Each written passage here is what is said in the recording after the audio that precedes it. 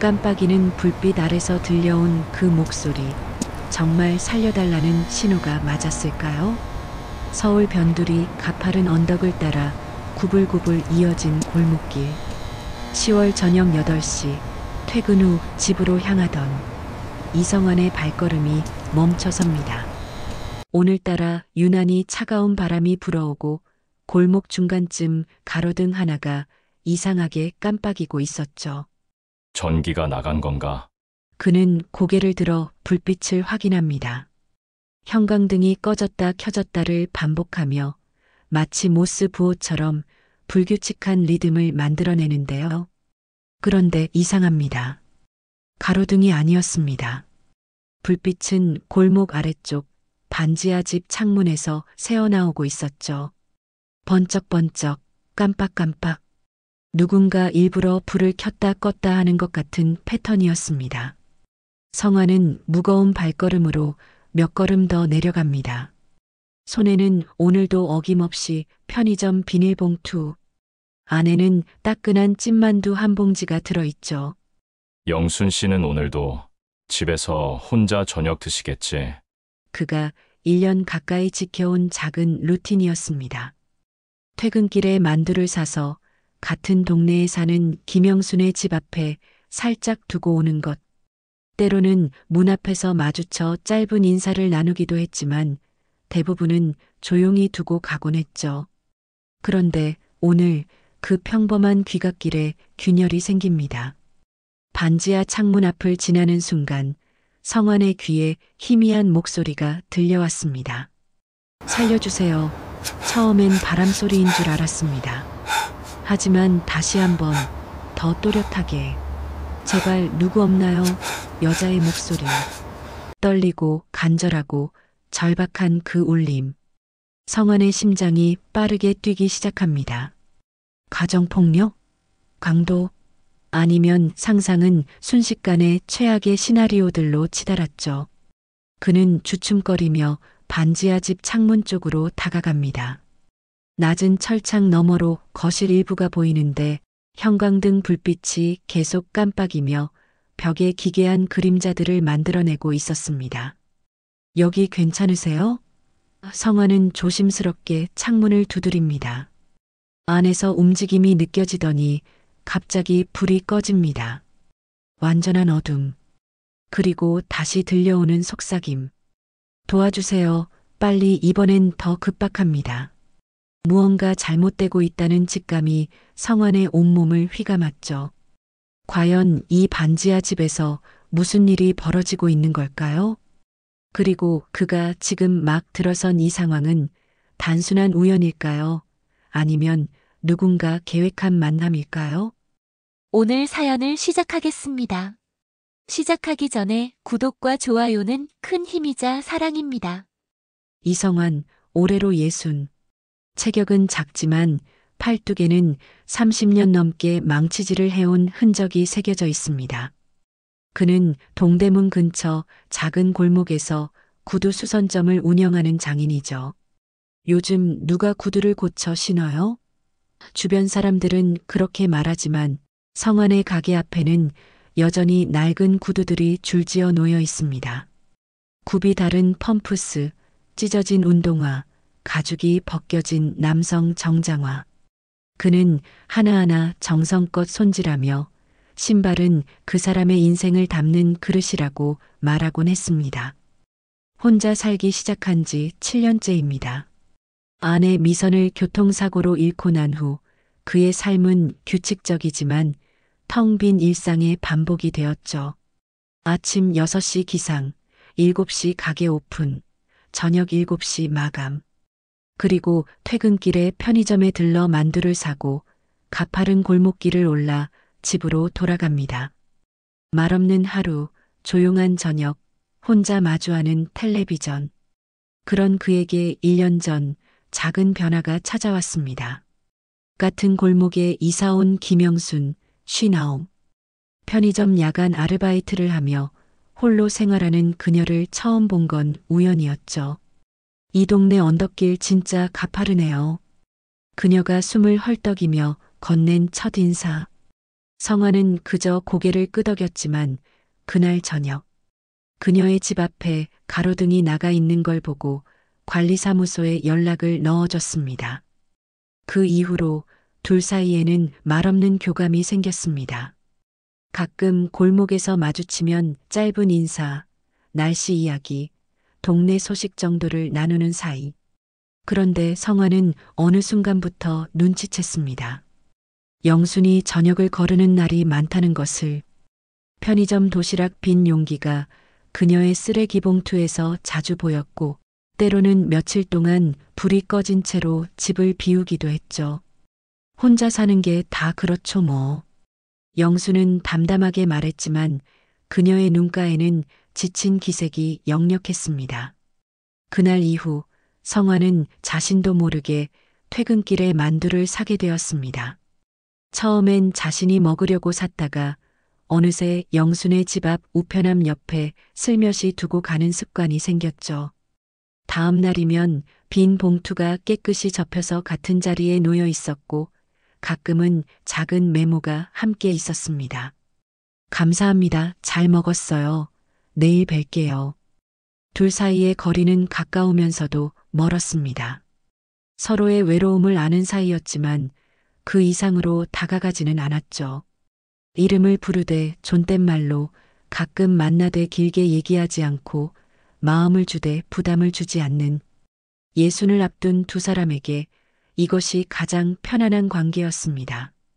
다음 달엔 정말로 식사 한번 같이 해요. 성환이 오늘 아침 혼잣말로 중얼거렸던 다짐입니다. 1년 동안 마음속으로만 품어왔던 말을 이제는 꺼내볼 용기를 내보려 했죠. 그래서 오늘은 만두도 평소보다 큰 봉지로 샀습니다. 김치만두 말고 고기만두도 함께 영순이 좋아한다고 했던 그 맛으로. 하지만 인생은 종종 예상치 못한 방향으로 흘러갑니다. 오늘 저녁 그가 올라가던 골목길에서 들려온 그 외침이 모든 것을 바꿔놓을 줄은 몰랐죠. 손에 든 만두 봉투는 여전히 따뜻했지만 그의 가슴은 점점 차갑게 식어가고 있었습니다. 성화는 반지하 현관문 앞에 웅크리고 앉습니다. 철문 틈새로 희미한 빛이 새어나오고 안에서는 누군가의 숨소리가 들렸죠. 거칠고 불규칙하고 공포에 질린 듯한 호흡. 저기요, 저 위층 사는 사람인데요. 괜찮으세요? 그가 문을 가볍게 두드립니다. 안에서 움찔하는 기척. 그리고 다시 찾아온 침묵. 몇 초의 정적 후 낮은 목소리가 새어나옵니다. 제발 경찰 부르지 마세요. 예상치 못한 말이었습니다. 도움을 청하던 사람이 왜 경찰을 부르지 말라고 하는 걸까요? 성환의 머릿속이 복잡해집니다. 가정폭력 피해자가 가해자를 두려워하는 건가? 아니면 불법 체류자? 빚을 진 사람? 그럼 제가 뭘 도와드릴까요? 성환은 최대한 차분한 목소리로 묻습니다. 한참의 침묵 후 문 아래 틈으로 무언가 밀려나옵니다. 작은 종이 쪽지. 형광등 불빛에 비춰보니 급하게 휘갈긴 글씨가 보였죠. 9시 30분까지 기다려주세요. 절대 경찰 신고 안 됩니다. 제발. 성환은 손목 시계를 확인합니다. 지금 8시 47분. 약 40분을 기다리라는 건가? 그는 주변을 둘러봅니다. 골목은 한산하고 가로등 불빛마저 희미해서 누군가 지나가도 잘 보이지 않을 정도였죠. 그때 골목 위쪽에서 인기척이 들립니다. 여기 뭐 하세요? 낯선 남자의 목소리. 성환이 고개를 돌리자 검은 패딩을 입은 30대 후반 남성이 서 있었습니다. 모자를 깊게 눌러쓰고 손에는 편의점 봉투를 들고 있죠. 아, 저는 윗집 사는데요. 아래서 이상한 소리가 들려서요. 성환이 대답하자 남자는 잠시 그를 훑어보더니 고개를 끄덕입니다. 그래요? 여긴 원래 혼자 사는 여자가 사는데 뭐 별일 있겠어요. 남자는 무심한 듯 말하고는 계단을 올라갑니다. 하지만 성화는 놓치지 않았습니다. 남자가 반지하 문패를 힐끗 쳐다봤고 입꼬리가 살짝 올라갔다는 것을 마치 뭔가를 확인한 듯한 표정이었죠. 남자가 사라진 후 성화는 다시 문 쪽으로 시선을 돌립니다. 그리고 문 앞 바닥에서 이상한 걸 발견하죠. 담배꽁초 3개가 나란히 놓여 있었습니다. 하나는 입구 정면, 하나는 왼쪽 화단, 하나는 오른쪽 계단역. 마치 누군가 이 집을 감시하듯 여러 위치에서 담배를 피웠다는 흔적. 이상해. 뭔가 단순한 가정 문제가 아니야. 성환의 직감이 속삭입니다. 그는 주머니에서 휴대폰을 꺼냅니다. 110을 누르려다가 쪽지의 마지막 문장이 떠올라 멈춥니다. 절대 경찰 신고 안 됩니다. 왜? 무엇이 그렇게 두려운 걸까? 바로 그때 반지하 창문에서 또 다른 변화가 일어납니다. 불빛이 다시 깜빡이기 시작하는데 이번엔 규칙적이었죠. 3번 빠르게, 3번 느리게, 다시 3번 빠르게. SOS? 모스부호로 도움을 청하고 있었습니다. 성환의 손이 떨립니다. 30년 전 군대 시절 배웠던 모스부호가 아직도 기억에 남아 있었죠. 그는 창문을 가볍게 두드리며 응답합니다. 3번 빠르게. 들었어요. 안에서 불빛이 한번 길게 켜졌다 꺼집니다. 감사합니다라는 뜻. 시계는 8시 58분을 가리킵니다. 약 30분을 더 기다려야 하는데 성환은 이제 단순히 기다릴 수만은 없다는 걸 깨닫습니다. 뭔가 준비해야 할 것 같았죠. 그는 골목을 둘러봅니다. 근처 가게들은 이미 문을 닫았고 관리사무소도 불이 꺼져 있습니다. 손에 든 만두 봉투를 내려다봅니다. 원래는 영순에게 전할 선물이었는데 이제는 그걸 전할 상황이 아니었죠. 그는 봉투를 계단 옆에 살짝 놓고 다시 문 앞으로 돌아옵니다. 그리고 작은 목소리로 속삭입니다. 제가 여기 있을게요. 9시 반까지 기다리겠습니다. 혹시 위험하면 창문 두드리세요. 안에서 작은 응답이 들립니다. 고맙습니다. 그 목소리에는 안도와 두려움이 뒤섞여 있었죠. 성환은 계단에 앉아 시간을 확인합니다. 9시 5분. 그런데 이상합니다. 방금 전 지나간 검은 패딩의 남자가 골목 끝 어둠 속에서 여전히 서 있는 게 보였죠. 담배를 피우는 척하지만 시선은 계속 이쪽을 향하고 있었습니다. 과연 이 밤, 이 골목에서 무슨 일이 벌어지고 있는 걸까요? 9시 18분. 성환은 여전히 반지하 문 앞 계단에 앉아 있습니다. 차가운 시멘트 계단이 엉덩이를 시리게 하지만 그는 움직이지 않았죠. 안에서는 가끔 작은 소리들이 들려왔습니다. 서랍 여는 소리, 뭔가를 끄는 소리, 그리고 가끔씩 새어나오는 낮은 신음. 그때 골목 아래쪽에서 차 한 대가 천천히 올라옵니다. 엔진 소리를 최대한 죽인 채 기어가듯 다가오는 검은색 그랜저. 성환의 심장이 빨라지기 시작하죠. 차는 반지하 집 앞 공터에 멈춰섭니다. 헤드라이트가 꺼지고 운전석 문이 열립니다. 내리는 사람은 2명. 하나는 아까 그 검은 패딩 남자, 다른 하나는 50대로 보이는 회색 코트 남성입니다. 회색 코트 남자가 먼저 말을 겁니다. 아직도 여기 계시네요? 목소리는 부드럽지만 눈빛은 차갑습니다. 네, 아래서 이상한 소리가 들려서요. 성환이 일어서며 대답합니다. 회색 코트 남자는 성환을 위아래로 훑어보더니 검은 패딩에게 눈짓을 합니다. 확인해봐.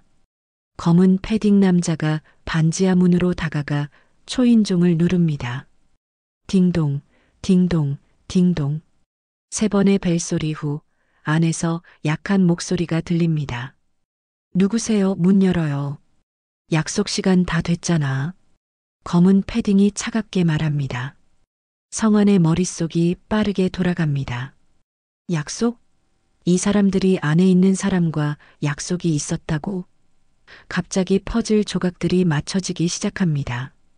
9시 30분까지 기다리라는 쪽지, 경찰을 부르지 말라는 부탁, 골목을 감시하던 남자, 그리고 지금 나타난 이 두 사람. 잠깐만요. 성환이 앞으로 나섭니다. 여기 사시는 분이 아까 아프다고 하셨는데 혹시 당신들이 아는 사이세요? 회색 코트 남자가 성환을 또다시 바라봅니다. 이번엔 조금 더 날카로운 시선으로. 아저씨, 이건 아저씨랑 상관없는 일이에요. 그냥 올라가세요. 검은 패딩이 성환의 어깨를 밀어냅니다. 하지만 성환은 버팁니다. 42년간 망치질을 하며 다져진 다리는 쉽게 밀리지 않았죠. 상관없는 일이면 왜 이렇게 긴장하시나요? 성환이 반문합니다. 그 순간 회색 코트 남자의 표정이 변합니다. 들어가. 그가 검은 패딩에게 명령하고 검은 패딩은 주머니에서 열쇠를 꺼냅니다. 열쇠? 어떻게 이 집 열쇠를 갖고 있는 거죠? 문이 열리고 검은 패딩이 안으로 들어갑니다. 회색 코트 남자는 성환을 가로막으며 서 있었죠. 아저씨, 좋은 말로 할 때 가세요. 여기 깊이 들어오면 골치 아파져요. 안에서 고함이 들립니다. 어디 있어? 나와. 그리고 무언가 부서지는 소리, 여자의 짧은 비명. 성환의 본능이 발동합니다. 그는 회색 코트 남자를 밀치고 문 안으로 뛰어듭니다. 좁은 원룸 구조의 반지하. 거실 겸 침실, 작은 부엌, 그리고 화장실. 검은 패딩이 옷장을 뒤지고 있고 바닥에는 여자가 벽에 기댄 채 앉아 있었습니다. 얼굴이 보이지 않을 정도로 머리를 숙이고 있었지만 성환은 한눈에 알아챘습니다. 영순 씨? 여자가 천천히 고개를 듭니다. 김영순. 평소 편의점에서 보던 그 온화한 미소는 없었고 대신 창백한 얼굴과 굳은 표정이 자리하고 있었죠. 그녀의 손목에는 붉은 자국이 선명했습니다. 성환 씨. 영순이 떨리는 목소리로 그의 이름을 부릅니다. 가요, 여기서 나가요, 위험해요. 하지만 이미 늦었습니다. 회색 코트 남자가 문을 닫고 안으로 들어왔죠. 이런, 정말 끝까지 가시네요. 그는 한숨을 쉬며 검은 패딩에게 고개를 끄덕입니다. 검은 패딩이 성환의 팔을 붙잡고 벽 쪽으로 밀어붙입니다. 아저씨도 이제 얽혔어요. 조용히 있으면 안 다치게 해줄게요. 회색 코트 남자가 영순에게 다가가며 말합니다. 자, 이제 시간 다 됐으니까 작업 시작할까요? USB 어디 있어? 영순은 대답하지 않습니다. 그저 입술을 깨물며 벽을 응시할 뿐이죠. 회색 코트 남자가 비웃습니다. 끝까지 버티려고? 좋아요. 그럼 이 아저씨부터 시작하죠. 검은 패딩이 성환의 팔을 더 세게 비틉니다. 아픔에 성환이 신음을 흘리자 영순의 눈빛이 흔들립니다. 그만해요. 그녀가 작은 목소리로 말합니다. 제가 줄게요. 그러니까 그 사람은 보내줘요. 회색 코트 남자가 손을 내밉니다. 똑똑하네요. 역시 프로답게 판단하시는군요. 프로? 성환은 혼란스럽습니다. 도대체 영순이 무슨 일을 하는 사람이기에 이런 상황에 놓인 걸까요? 영순이 천천히 일어나 책장 뒤에서 작은 검은색 USB를 꺼냅니다. 그걸 회색 코트 남자에게 건네려는 순간 밖에서 사이렌 소리가 들려옵니다. 경찰차. 회색 코트 남자의 얼굴이 일그러집니다. 당신 신고했어? 영순이 고개를 젓습니다. 아니에요. 저 아니에요. 그의 시선이 성환에게 향합니다. 당신인가? 성환도 고개를 젓습니다. 그는 신고하지 않았죠. 그렇다면 누가? 사이렌 소리가 점점 가까워지고 검은 패딩이 초조한 목소리로 말합니다. 형님, 빨리 나가야 해요. 회색 코트 남자가 영순에게서 USB를 낚아채고 문 쪽으로 돌아섭니다. 하지만 영순이 그의 옷자락을 붙잡습니다. 그거 갖고 가면 안 돼요. 증거예요. 증거? 회색 코트 남자가 비웃습니다. 당신 경찰이야? 그 순간 모든 것이 정지한 듯 고요해졌습니다. 경찰 맞아요. 영순이 천천히 일어서며 말합니다. 떨리던 목소리가 갑자기 차분해졌죠. 서울 강북경찰서 금융범죄팀 형사 김영순입니다. 그녀가 주머니에서 경찰 신분증을 꺼내 보입니다. 성환의 입이 떡 벌어집니다. 1년 동안 만두를 나눠 먹던 그 사람이 편의점 아르바이트를 한다던 그 여자가 경찰이었다고? 회색 코트 남자와 검은 패딩도 잠시 당황한 표정을 짓지만 곧 비웃음을 터뜨립니다. 경찰? 그래서요? 여긴 당신 관할도 아니고 영장도 없잖아요. 회색 코트 남자가 USB를 흔들며 말합니다. 그리고 이 안에 뭐가 들었는지 증명할 수 있어요? 그냥 내 개인 파일일 수도 있죠. 영순이 조용히 웃습니다. 그래서 준비했죠. 그녀가 옷깃에 작은 단추를 가리킵니다. 단추처럼 보이지만 자세히 보면 렌즈가 달려 있었죠. 바디캠. 지금까지 다 녹화됐어요. 협박, 불법 침입, 폭행 미수, 그리고 증거인멸 시도. 회색 코트 남자의 얼굴이 굳습니다. 밖에서는 경찰차 문이 열리는 소리, 그리고 여러 명의 발소리가 계단을 내려오고 있었죠. 서울경찰청입니다. 문 여세요. 검은 패딩이 뒷문 쪽으로 달려가지만 그곳도 이미 봉쇄되어 있었습니다. 창문 너머로 방패를 든 기동대원들이 보였죠. 완전히 포위된 상황. 영순이 성환에게 다가와 조용히 말합니다. 죄송해요, 성환 씨. 이렇게 당신을 위험에 빠뜨릴 줄은 몰랐어요. 그녀의 눈빛에는 진심 어린 미안함이 담겨 있었습니다. 성환은 여전히 혼란스럽습니다.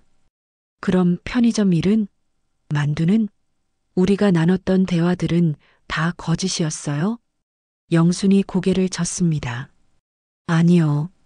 편의점 일도 진짜고 만두도 정말 맛있게 먹었어요.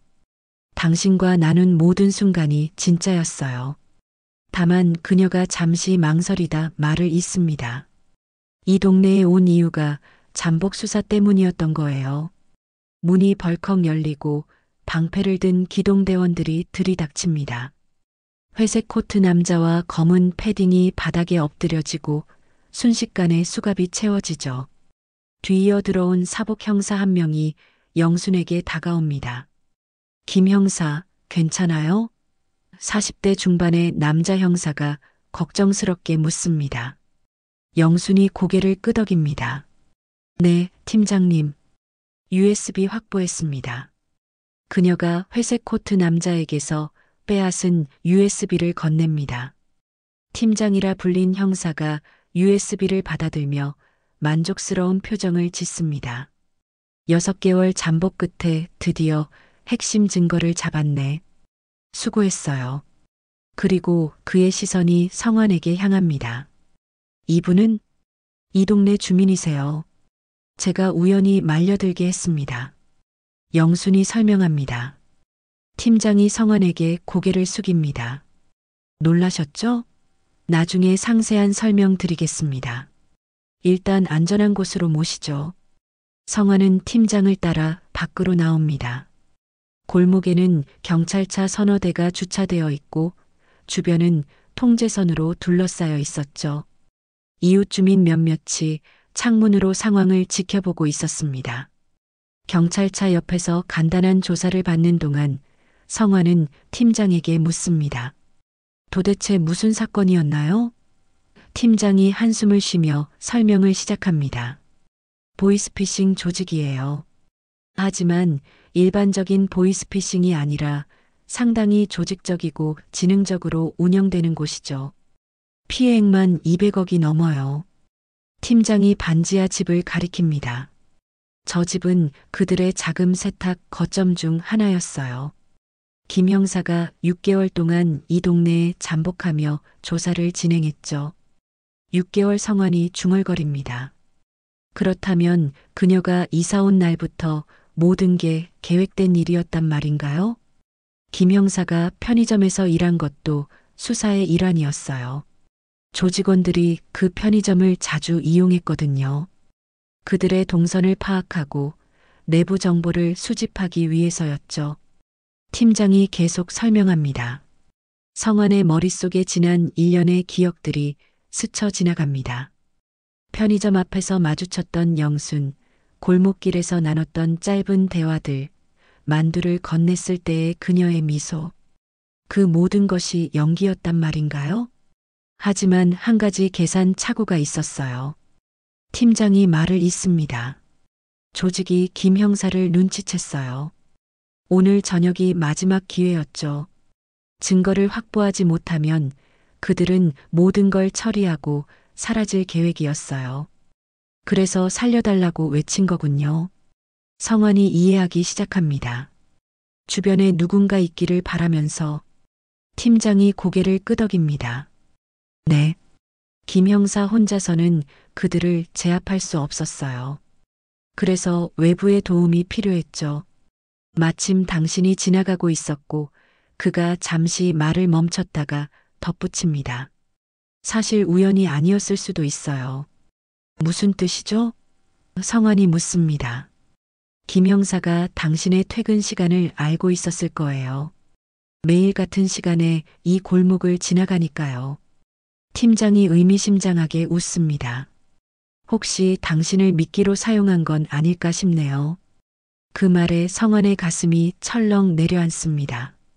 미끼? 자신이 의도적으로 이 상황에 끌려 들어온 거라고?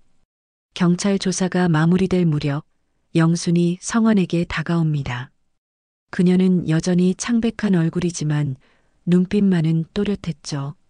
성환 씨, 잠깐 얘기 좀 할 수 있을까요? 두 사람은 골목 위쪽 가로등 아래 벤치에 앉습니다. 차가운 10월 밤 공기가 두 사람 사이를 스쳐 지나가고 한동안 침묵이 흘렀죠. 영순이 먼저 입을 엽니다. 제가 거짓말쟁이처럼 보이시죠? 그녀의 목소리는 낮고 쓸쓸했습니다. 성환은 대답하지 않았죠. 뭐라 말해야 할지 몰랐으니까요. 솔직히 말씀드릴게요. 영순이 깊은 숨을 들이마십니다. 처음에는 정말 당신을 이용하려고 했어요. 매일 같은 시간에 지나가는 선량한 이웃 주민. 위기 상황에서 도움을 요청하기 딱 좋은 대상이었죠. 성환의 주먹이 무의식 중에 쥐어집니다. 역시 자신은 계획의 일부였던 거군요. 하지만 영순이 말을 잇습니다. 당신이 만두를 사다 주기 시작하면서 모든 게 복잡해졌어요. 그녀가 작게 웃습니다. 처음엔 그냥 감시 대상 중 하나로만 봤는데 어느 순간부터 당신의 그 작은 친절이 진짜로 제 하루를 버티게 해주더라고요. 성환이 고개를 돌려 영순을 바라봅니다. 그녀의 눈가에 눈물이 맺혀 있었죠. 6개월 동안 혼자 잠복하면서 저는 정말 외로웠어요. 가족이랑도 연락 못하고 친구들도 만날 수 없고 매일 밤 혼자 이 좁은 반지하에서 범죄자들을 감시해야 했죠. 그때 당신이 문 앞에 놓고 간 만두가 얼마나 따뜻했는지 몰라요. 영순이 손으로 얼굴을 가립니다. 어깨가 작게 떨리기 시작했죠. 그래서 더 미안해요. 당신의 순수한 마음을 제가 작전에 이용한 것 같아서 정말 미안해요. 성환 씨. 성환은 한참을 말없이 앉아 있다가 천천히 입을 엽니다. 영순 씨. 그의 목소리는 의외로 차분했습니다. 제가 왜 매일 만두를 샀는지 아세요? 영순이 고개를 들어 그를 바라봅니다. 성환이 계속 말합니다. 처음엔 그냥 혼자 사는 이웃에게 작은 친절을 베푸는 거라고 생각했어요. 하지만 나중에 깨달았죠. 사실은 제가 외로웠던 거예요. 당신에게 만두를 주는 게 아니라 당신에게서 대화를 얻고 있었어요. 성환이 주머니에서 구겨진 메모지를 꺼냅니다. 영순이 예전에 만두 봉투에 끼워서 준 감사합니다라고 쓴 쪽지였죠. 이 작은 쪽지 하나가 제게는 하루를 버틸 이유가 됐어요. 아, 내가 아직 누군가에게 필요한 사람이구나라는 생각을 하게 해줬죠. 영순의 눈에서 눈물이 흘러내립니다. 성환이 부드럽게 웃으며 말합니다. 그러니까 우리 둘 다 서로를 이용한 거예요. 당신은 수사를 위해, 저는 외로움을 달래기 위해. 하지만 그게 나쁜 건 아니잖아요. 성환 씨, 오히려 감사해요. 성환이 밤하늘을 올려다봅니다. 덕분에 제가 아직도 누군가를 도울 수 있는 사람이란 걸 느꼈으니까요. 7년 동안 혼자 살면서 처음으로 제 존재가 의미 있다는 생각이 들었어요. 영순이 입술을 깨물며 고개를 숙입니다. 한참의 침묵 후 그녀가 작은 목소리로 말합니다. 사실 하나만 더 고백할게요. 뭔데요? 오늘 살려주세요라고 외친 건 영순이 잠시 망설이다 말을 잇습니다. 연기가 아니었어요. 성환이 놀란 표정으로 그녀를 바라봅니다. 영순이 설명을 시작하죠. 원래 계획은 제가 단독으로 USB를 확보하고 백업팀이 외부에서 대기하다가 신호와 함께 진입하는 거였어요. 하지만 조직원들이 예상보다 빨리 움직였고 제가 고립됐죠. 그녀가 손목에 붉은 자국을 만집니다. 그들이 제 정체를 눈치챘을 때 저는 정말로 두려웠어요. 백업팀과 연락도 끊긴 상태였고 USB는 그들 손에 넘어가기 직전이었죠. 그때 진짜로 살려달라고 외친 거예요. 그럼 제가 지나간 건 우연이었어요. 영순이 고개를 끄덕입니다. 하지만 당신 발소리를 들었을 때 저는 하늘이 도우신다고 생각했어요. 그래서 더 크게 소리쳤죠. 그리고 당신이 정말로 멈춰 섰을 때 그녀가 눈물을 닦습니다. 제 목숨을 구해준 거예요. 성환 씨. 성환의 가슴이 먹먹해집니다. 자신이 단순히 이용당한 게 아니라 정말로 누군가를 구한 거였구나. 그리고 한 가지 더. 영순이 주머니에서 작은 봉투를 꺼냅니다.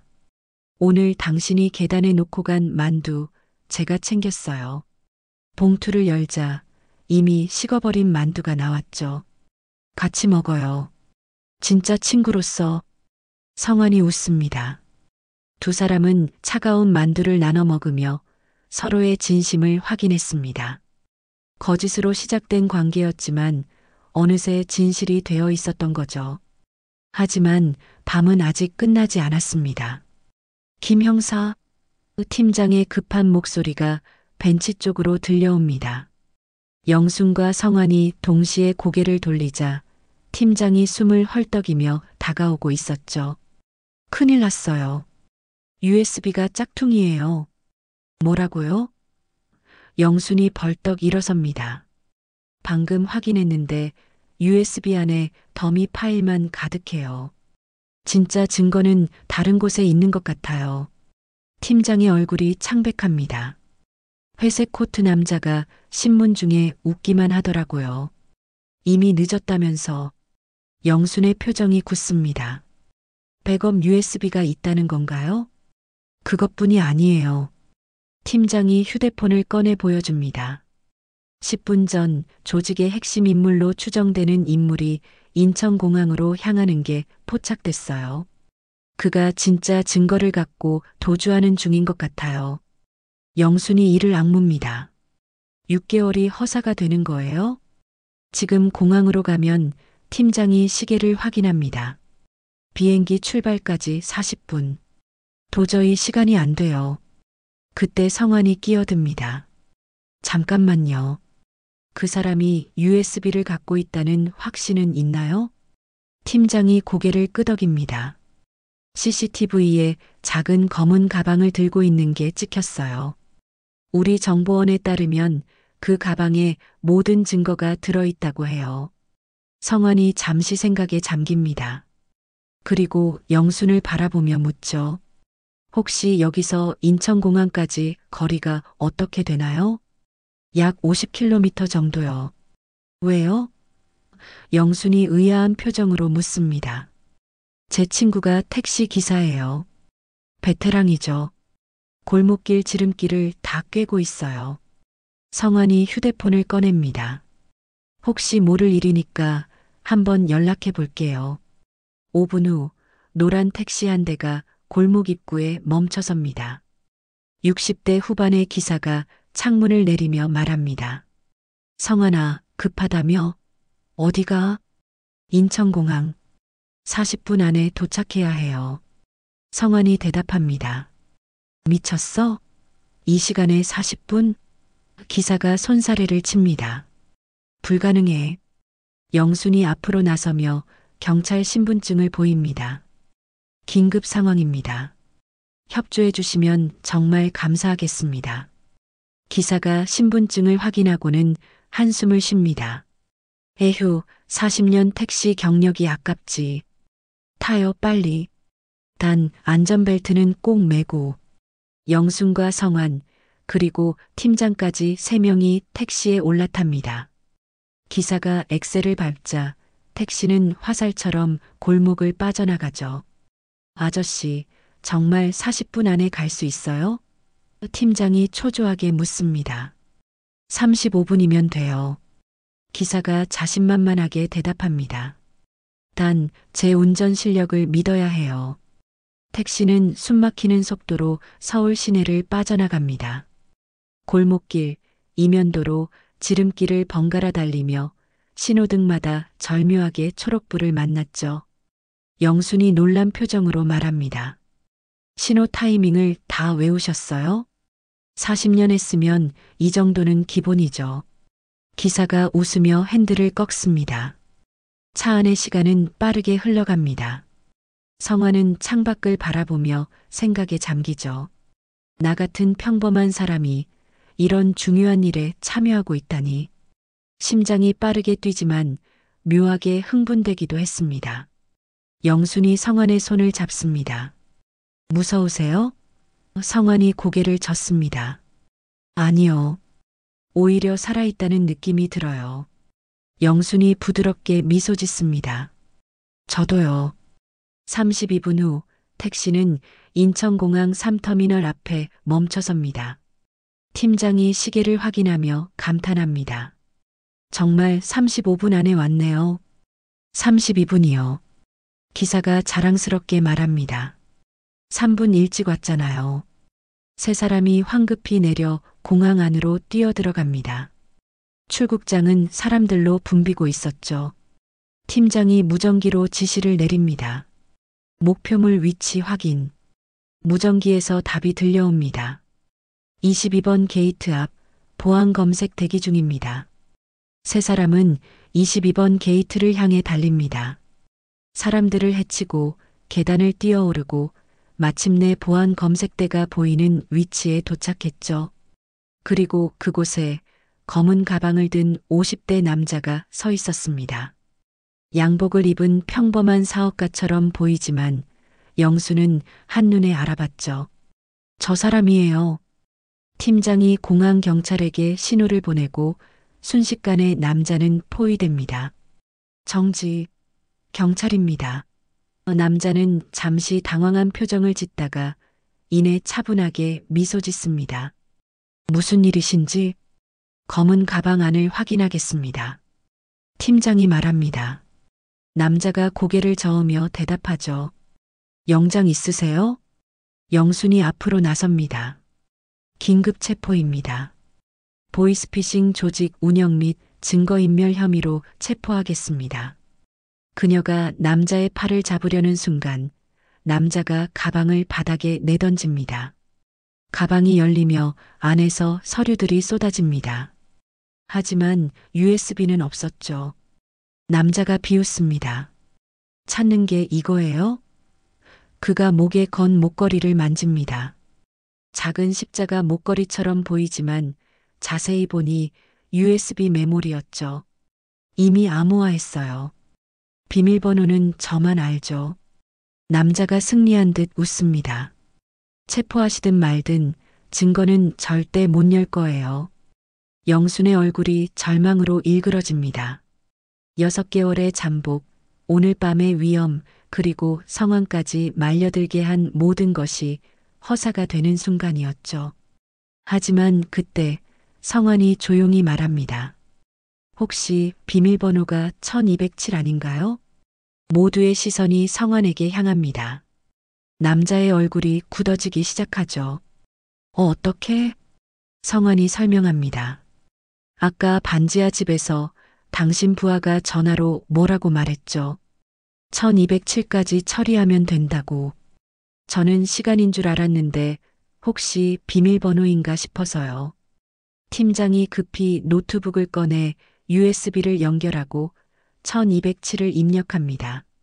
잠시 후 화면에 수백 개의 파일이 나타났죠. 피해자 명단, 계좌 정보, 조직도 모든 증거가 담겨 있었습니다. 남자의 무릎이 꺾입니다. 영순이 그에게 수갑을 채우며 말하죠. 6개월 동안 당신들을 쫓았어요. 오늘이 마지막이 될 줄은 몰랐지만 드디어 끝이네요. 공항 로비에 환호성이 터져 나옵니다. 경찰들이 악수를 나누고 팀장이 영순의 어깨를 두드립니다. 수고했어, 김 형사. 정말 수고했어. 영순은 성환에게 다가가 조용히 말합니다. 고마워요, 성환 씨.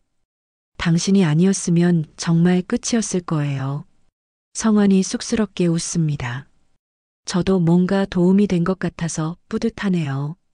두 사람은 공항 창밖으로 떠오르는 새벽을 바라봅니다. 일주일 후 같은 골목길. 성환은 오늘도 퇴근 후 편의점에 들립니다. 하지만 이번엔 만두가 아니라 김밥을 샀죠. 2줄 참치와 치즈로. 골목을 올라가는데 위쪽에서 익숙한 목소리가 들립니다. 성환 씨. 영순이 손을 흔들며 다가옵니다. 잠복 수사가 끝난 후 그녀는 다시 원래 부서로 복귀했지만 이 동네에 계속 살기로 결정했죠. 오늘은 뭐 사셨어요?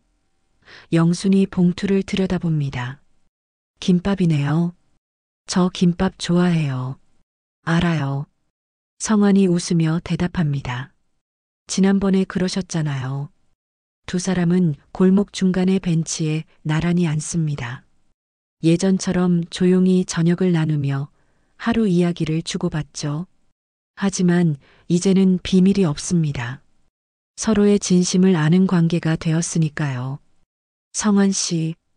영순이 김밥을 한 입 베어 물고 나서 말합니다. 저번 일 이후로 제가 많이 생각했어요. 무엇을요? 평범한 사람들의 용기에 대해서요. 그녀가 성환을 바라봅니다. 경찰로 20년을 일했지만 정작 저를 구해준 건 경찰도 특수부대도 아닌 만두를 사다 주던 평범한 이웃이었어요. 성환이 쑥스럽게 고개를 숙입니다. 저는 그냥 아니에요. 영순이 그의 말을 끊습니다. 당신은 그냥이 아니었어요. 누군가의 외침을 듣고 멈춰섰고 위험할 수도 있는데도 다가갔고 끝까지 함께 해줬어요.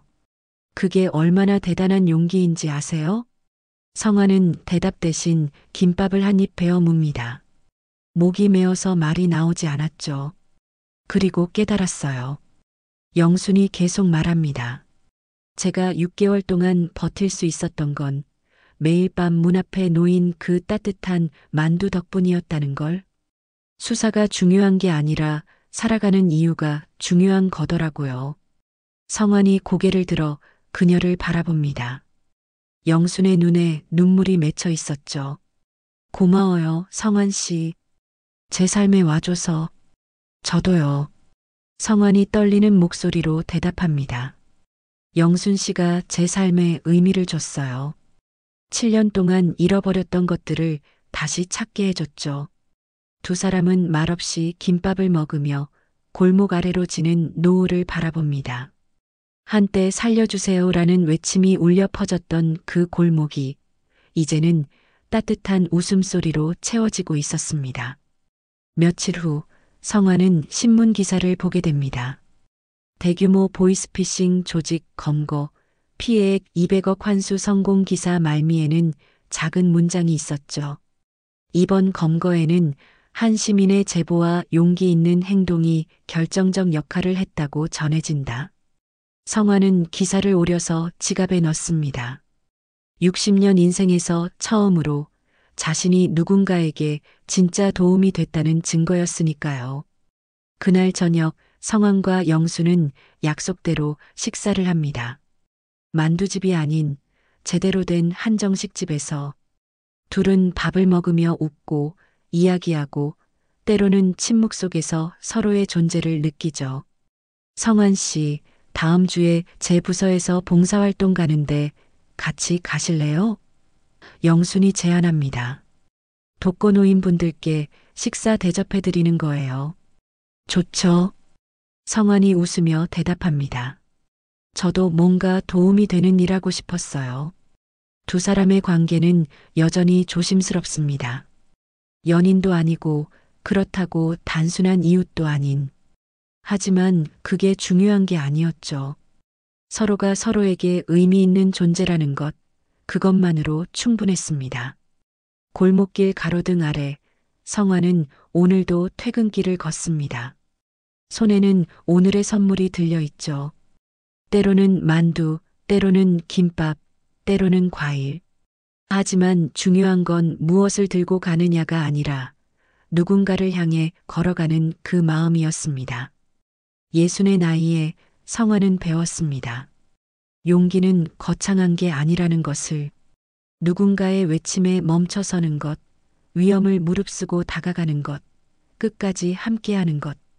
그 작은 선택들이 모여 누군가의 인생을 바꾸고 나아가 세상을 조금씩 바꾼다는 것을 화면 앞에 당신께 묻고 싶습니다. 만약 오늘 밤 당신의 귀갓길에서 누군가의 외침이 들린다면 당신은 어떤 선택을 하시겠습니까? 그냥 지나칠 건가요? 아니면 멈춰 설 건가요? 때로는 우리의 작은 용기가 누군가에게는 마지막 희망이 될 수 있습니다. 그리고 그 용기를 내는 순간 우리 자신도 함께 구원받는다는 것을, 성환과 영순이 그랬듯이 말이죠. 오늘 밤 당신의 골목길에도 작은 외침이 있을지 모릅니다. 귀 기울여 들어보세요. 그리고 용기 내어 한 걸음 내딛어 보세요. 그 한 걸음이 당신의 인생을 바꿀 수도 있으니까요. 오늘 사연 어떠셨나요? 마음에 닿으셨다면 구독과 좋아요 부탁드립니다. 이야기가 널리 알려질 수 있도록 공유해 주시면 더 큰 행운이 찾아오실 거예요. 끝까지 시청해 주셔서 감사합니다.